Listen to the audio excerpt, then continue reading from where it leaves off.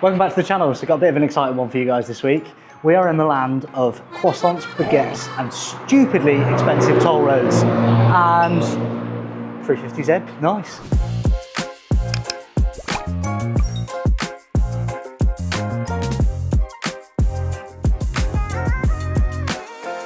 With a love of all things fast and powered by combustion, I think it's only right that we pay a bit of homage to some of the legendary street circuits of France. And as we're driving through, we specifically wanted to stop at Circuit De Reims Gueux. You'll have to excuse my pronunciation, I'm not French, don't speak French, and yeah, deal with it. Got a nice... Correctly done, correctly done. Now, this circuit dates back to its first ever Grand Prix in 1926. However, there's been racing or motor racing going on in and around the area since 1912 with a big heritage in vintage motorcycles.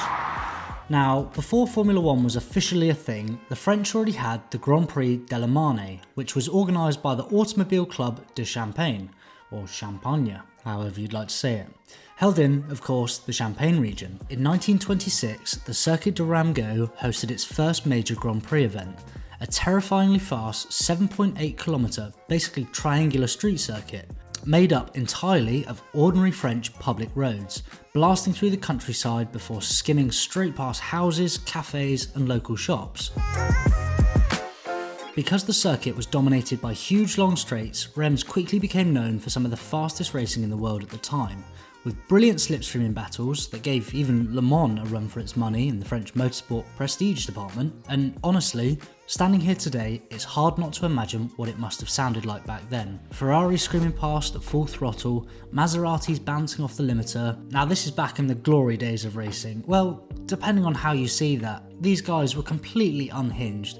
When you think about it, there's no proper runoff areas. No barriers, no safety cars, just a few hay bales here and there, telephone poles and a crowd of French spectators casually smoking cigarettes 2 feet from the racing line. I mean, just have a look at some of this classic footage. I mean, this was just different times.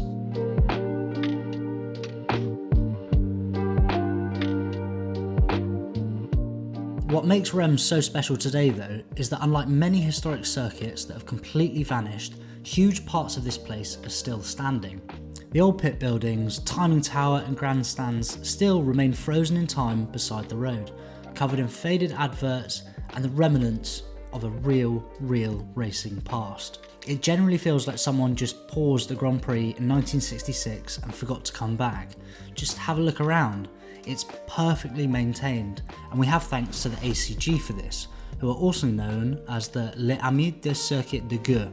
Now, I've probably butchered that completely, but as we laughed about in the beginning, I don't speak French, I don't know French, and now, Reims hosted Formula One championship races throughout the 1950s and early 60s, welcoming legends like Fangio, Ascari, Hawthorne, Clark and Stewart, all battling wheel to wheel down these ridiculously fast straights.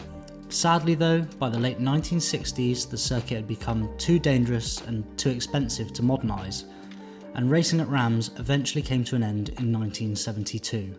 But thanks to the preservation groups and passionate volunteers, parts of the circuit have been lovingly restored and maintained throughout the years, and as you can see by this footage, it really is something that is frozen in time, and to think what it would be like going back then and experience that firsthand is just something, unfortunately, I will never get to experience.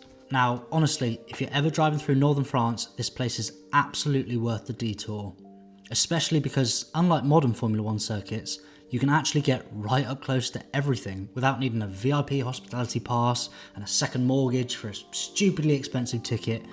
You can go and walk around the old pit building, really get a feel for what it would have been like back in the day. The circuit itself initially opened in 1926 and featured very little permanent infrastructure. Spectators watched races from the grass embankments, fields, and just the temporary wooden viewing areas.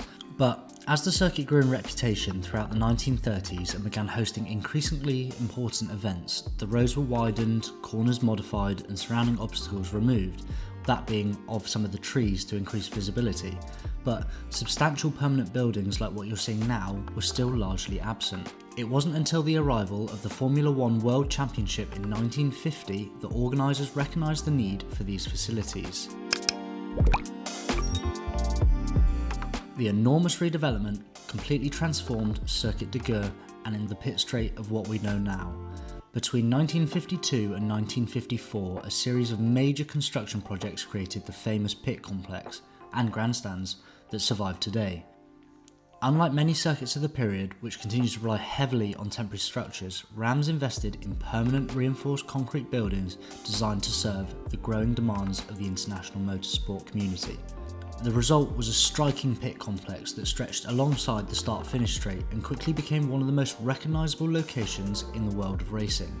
As you can see from this drone clip here, the pit buildings were designed with practicality in mind. It housed the team garages, some of the race control facilities, tyre rooms, hospitality spaces, administrative offices and press facilities within a single continuous structure. It's very impressive. Although the architecture was relatively simple, consisting largely of functional concrete forms, it possessed a distinctive character that has become iconic over time and still to this day is incredible to witness.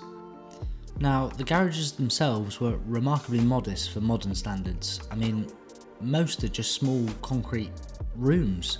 Teams operated with relatively little equipment compared to modern Formula One, relying largely on mechanical skill and experience rather than sophisticated electronic systems.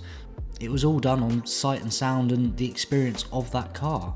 Now, that goes heavily towards timekeeping of the circuit. I mean, timekeepers manually recorded lap times using stopwatches and handwritten charts, while race officials monitored the events from rooms overlooking the straight. Journalists often describe Reims as one of the best circuits in Europe for observing the tactical elements of racing, particularly the slipstream battles that became, well, the circuit's trademark. One of the distinctive features of the Reims building was their advertising. The pit complex became covered with enormous enamel signs promoting companies such as BP, Dunlop, Esso.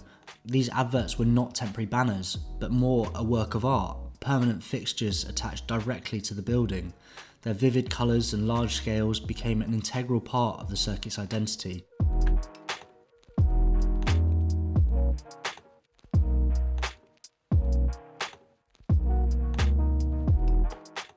And many famous manufacturers, including Ferrari, Maserati, Mercedes-Benz, wrote important chapters of motorsport history here.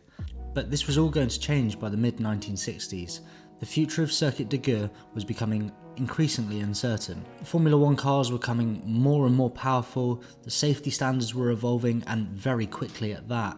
But despite the circuit's historical importance and popularity, maintaining such a high-speed road circuit to modern standards proved increasingly difficult. The French Grand Prix made its final Formula One appearance at Reims in 1966, and although events continued for several years, the circuit ultimately closed in 1972 due to financial pressures. The years that followed created a unique situation that exists today. For decades, the complex stood abandoned beside the road, slowly deteriorating while serving as a haunting reminder to motorsport's past. However, as I've mentioned a couple of times now, we have the ACG to thank for how it is today. Thanks to these efforts, visitors like me can come and experience a remarkably authentic piece of French racing history, or should I say, world racing history. And that brings us to the end of this video. I hope you've enjoyed it. If you have, please leave us a like. If you want to, feel free to subscribe. It doesn't cost you anything. It helps me out massively and I really would appreciate it. But for now, thanks for watching and we'll see you next time.